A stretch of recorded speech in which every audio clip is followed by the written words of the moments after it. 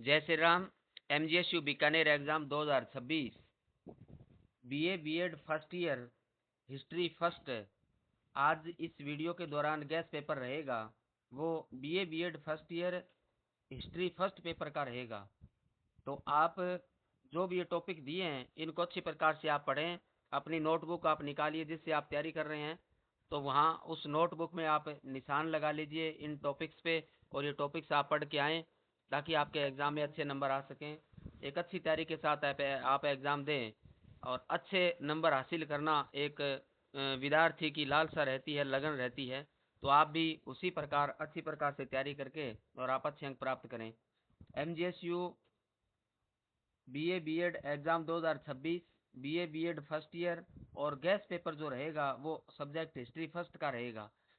पहला टॉपिक है, पहले टॉपिक पे अपने चलते हैं। पहला टॉपिक है भारतीय संस्कृति विविधता में एकता प्रदर्शित करती है। भारतीय संस्कृति विविधता में एकता प्रदर्शित करती है, इसको स्पष्ट करना है, यानी इसके बारे में आपको लिखना है भी कैसे प्रदर्शित करती है। वह भारत में परिवार की आधारभूत विशेषताएं, भारत में जो परिवार की आधारभूत विशेषताएं होती है वो विशेषताएं आपको पढ़ के आनी है।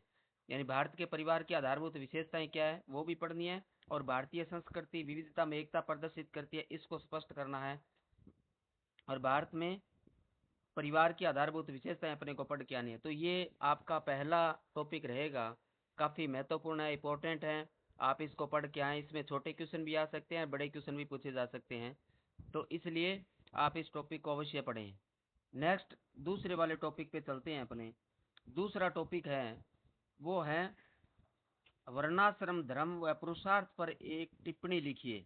यानी वर्णाश्रम धर्म पढ़ना है अपने को और पुरुषार्थ पढ़ने हैं, तो दोनों पे टिप्पणी लिखने के लिए आपको दी जा सकती है। तो ये दोनों आप अवश्य पढ़ें, दोनों ही काफ़ी महत्वपूर्ण है, वेरी वेरी इंपॉर्टेंट है। वर्णाश्रम धर्म पे आपको टिप्पणी लिखने के लिए बोला जा सकता है, पुरुषार्थ पे टिप्पणी लिखने के लिए बोला जा सकता है, तो दोनों पे टिप्पणी लिखने के लिए आ सकती हैं। तो आप इस दोनों टॉपिक्स को आप पढ़ के आए, चाहे आप टिप्पणी पूछे तो भी आप लिख सकते हैं, और कोई छोटा क्वेश्चन पूछे तो भी आप इस पे लिख सकते हैं, लेकिन ये पढ़ा हुआ होना चाहिए अपना।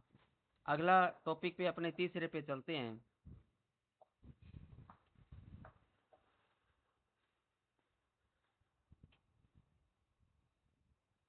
तीसरा जो टॉपिक रहेगा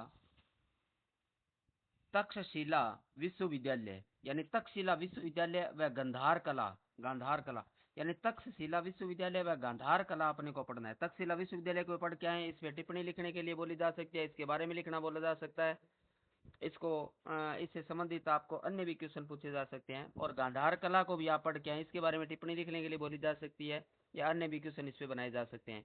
तो काफी महत्वपूर्ण है दोनों ही।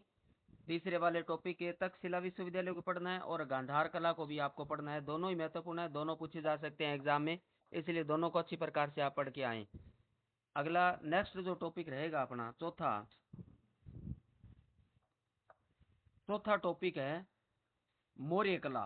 मौर्य कला व बौद्ध मूर्ति कला, यानी मौर्य कला के बारे में भी पढ़ के आना है और बौद्ध मूर्ति कला के बारे में पढ़ के आना है। तो मौर्य कला पर टिप्पणी लिखने के लिए दी जा सकती है, कोई अन्य क्वेश्चन भी पूछा जा सकता है, मौर्य कला की विशेषताएं पूछी जा सकती है, मौर्य कला से संबंधित अन्य क्वेश्चन बनाया जा सकता है। उसी प्रकार बौद्ध मूर्ति कला पर भी टिप्पणी लिखने के लिए दी जा सकती है, या फिर अन्य क्वेश्चन पूछा जा सकता है।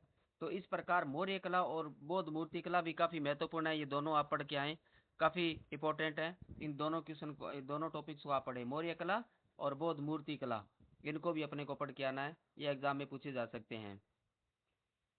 उसके बाद अगला जो नेक्स्ट आता है